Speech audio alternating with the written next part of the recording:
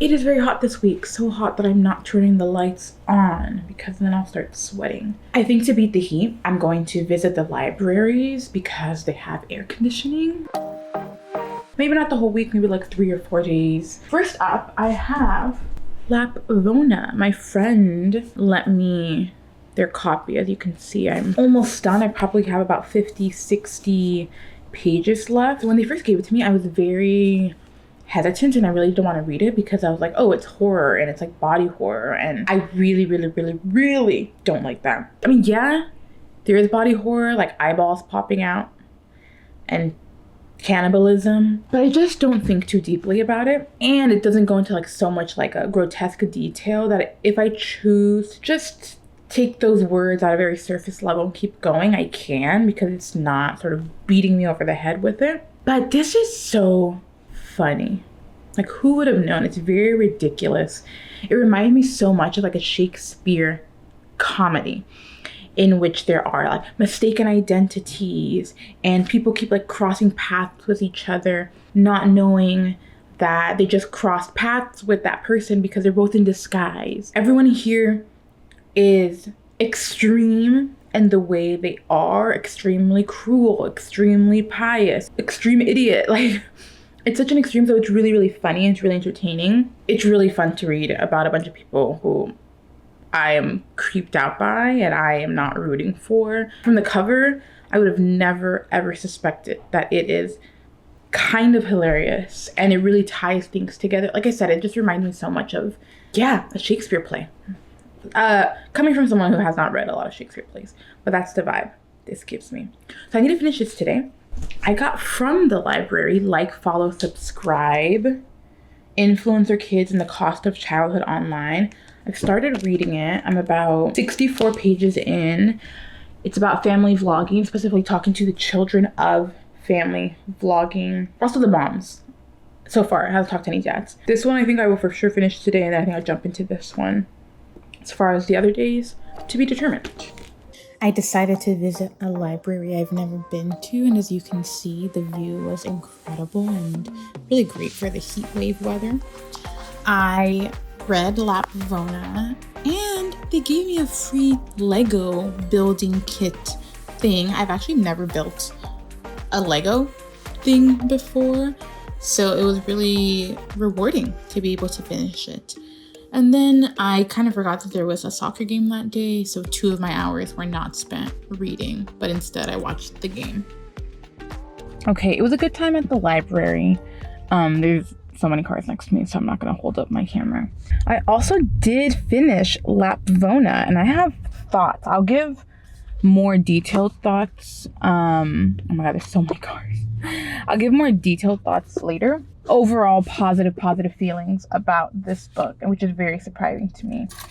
Another development. So basically, if you log a certain amount of like reading as part of their like summer challenge, you get free books. And so they pulled out their free book cart. I think because I was enjoying Lapvona so much and it was kind of like dark, it made me feel more drawn to The Familiar by Leigh Bardugo, which I kind of had no interest in before reading Lapvona. Now I'm like, wait. And then I did read probably like 20 or so more pages of Like, Follow, Subscribe. It's just a lot of examples of why family vlogging can be dark and exploitative. And I don't know that it's really giving more than that. Like, I feel like, yeah, okay, I figured. I don't know that it's reaching deep enough, or honestly even wide enough. Things can change. I'm not like too far into it, so we'll see. Okay, it's the next day. I have to keep the car running and the AC running because it's so hot. It's the hottest day of the week. I've arrived at the library. I'm parked. Dude, everybody and their mom is here. The parking lot is full. Today I brought Like, Follow, Subscribe. Yesterday I made it to page 90. And once I finish that, I have a book that I'm actually not enjoying very much, which is The Girl I Was by Jeneva Rose. I want to actually give sort of my final thoughts on Lapvona. I think Lapvona's strong points are how absurd and extreme the story is. And so that when it does become horrific and you're getting, again, like body horror or just like really uncomfortable, terrible things happening, it doesn't impact me as a reader the same way if I felt like these were real characters. They don't feel real. They feel, and that's like in a good way. It's like they feel like when you're reading a fairy tale and you know that fairy tale is a vehicle to teach you a lesson, so you're not attached to Hansel and Gretel. Like, it's fine that they get eaten or like put in a cauldron. Not because I'm okay with it, but I have no attachment to Hansel and Gretel. I understand. Does that make sense? Like, there's a little bit of a distance. I'm having trouble articulating the point, but, oh great, I got a hair in mine. Creating these fable-like, fairy tale-like characters, and the reason they read that way to me is because they are so extreme in their personalities. It makes it so that I can handle the gross horror because it does not feel like it's happening to real people. It feels like it's happening to caricatures. And it's not grotesque. If it tells you that cannibalism occurs, it's not describing the sensory experience, like, oh, what the smell is like, and the taste, and the way it feels in the mouth, and the, like, it feels a little bit more detached than that. The protagonist is kind of Marek, I believe his name is pronounced Marek. He's the through line from the start to the end, but it's truly about like everyone. It's about this boy named Marek who was born to an abusive father, no mother. They live on a plot of land just under the manor of the Lord.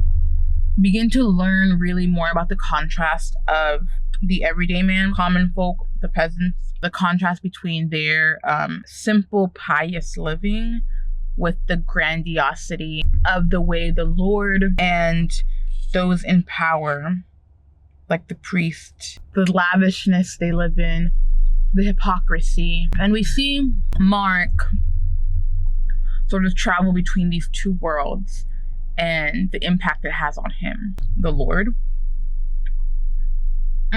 There's a scene where he's choking. And then he tells his painter afterward, can you paint tonight? But like, get me when I was choking. Like, that was good. That was just so ridiculous.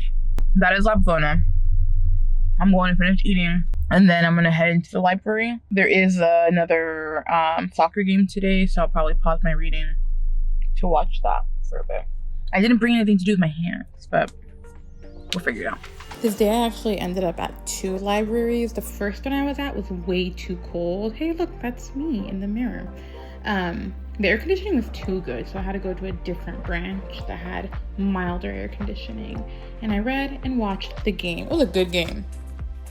I started at library A. It was too cold. Moved to library B. Really had to use the restroom. There was somebody in the restroom and they were just taking forever in there. I felt like I was gonna burst, so I drove back to branch A, which is like a 5-minute drive, and then used the restroom there. Let's see how much progress I've made and like follow, subscribe. I didn't finish it, so before I go to sleep, I'm gonna make sure I finish it. I'm on page 148. I will say, I already feel like I spoke too soon when I said I was sort of unhappy with the breadth of the coverage of family vlogging. She is talking to parents. She's talking to the actual kids once they're older. She's also talking to the kids who are currently in family vlogs. She's talking to parents who regret it, parents who don't see anything wrong with it or only have a little bit of guilt over it. So there's definitely like multiple perspectives. I especially like this one chapter that was like, well, why are so many family vloggers Mormon women? And I thought that was really interesting. It's not something I ever considered before. I think my only issue so far is the organization of the book, actually. Like, I'll be reading chapters and then I'll be like, oh, this ties in really well to something she said earlier. Like, I wish she had arranged it that way. So sometimes it feels a little bit all over the place or even a little bit repetitive. But I am learning. I am learning more than I initially gave it credit for. So once I finish it, I'll tell you my final thoughts. I went to the library and this was a new branch. I'm really trying to hit up different branches. The AC was good. I like that location. And I got another Lego thingy-majiggy and made another one. Well, it technically wasn't mine. I made it for somebody I went with. And so they made me give it back to them, which makes sense. Enormous Wings by Laurie Frankel. It's about a woman who is 77. She, by her children, gets put into like a retirement community, like an apartment for senior residents. And she meets someone, one thing leads to another. Then all of a sudden, she's pregnant. The 77-year-old is pregnant. Oh, I put the scene where Pepper, that's her name, describes the night that they first got together is really tender. Like the way she reflects on her age, and she talks about how there's no need to rush. They had nothing but time. And I thought it was really beautiful, especially coming from the perspective of someone who is clearly more toward death than birth. And therefore might feel the urgency of every moment, every situation, every opportunity feels like a rush. Like time is limited. But this idea that she was like, no, we have time. I don't know. It's really beautiful. It made me tear up. The story is about everyone wanting to decide for a woman what she should do with her body. But there's another added layer of why we don't care about what she has to say. And it's that she's old. And if we don't care what a young woman with lots of life left had to say about her body, we definitely don't care what an older woman with limited life left has to say about her body. Yeah, it's very interesting, and I'm very interested in seeing where the story goes and what's going to end up happening with this pregnancy. I finished Enormous Wings by Laurie Frankel. It ended up being sort of like middle of the road for me. Oh gosh, I thought the plot had so much, like I was like, I can't wait to see where this is going.